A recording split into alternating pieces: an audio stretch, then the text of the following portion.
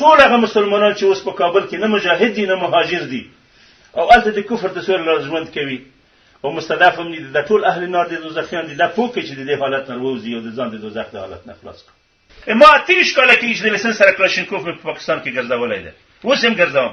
په ټولو تاڼو د پاکستان کې سنګل غوندې شکایت ما نه چا نه دی کړی، څوک مې په سپړ نه دی ویلي. څنګه اوس ترورست شوم؟ ولې ترورست په جرم باندې په امریکا خرڅېږم او د ترورست معامله ولې راسره کېږي؟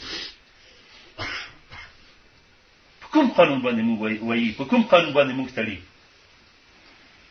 والله چې د اسلام خاطر نه وای او د پاکستان هم خپله خاوره نه بللی چې ور به موږ طالبانو ته فتوا ورکړې وه چې دلته پې شروع وکړي. خو موږ وایو چې په پاکستاني باندې چې وژل کېږو، پاکستاني فوجي ملیشه مړه کېږو، ولې هلته د امریکایان مړه نه کړو؟ شان را باندې گزارونه کوي او موږ هنوز هم ورته خاموش نیولی. تر اوسه پورې موږ په پاکستان باندې د امارت اسلامي د خوا نه هېڅ نوع انتقامي عمل نه دی کړی. 600 کسان د دوی په طرف په امریکایانو باندې خرڅ شولو، خرڅ یې کړو.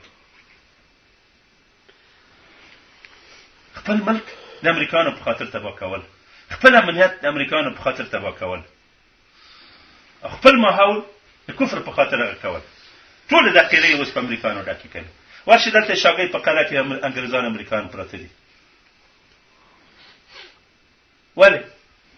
انګریز امریکایي د فوج په قلعه کې ساتي، ما سره د مفرور معامله کوي.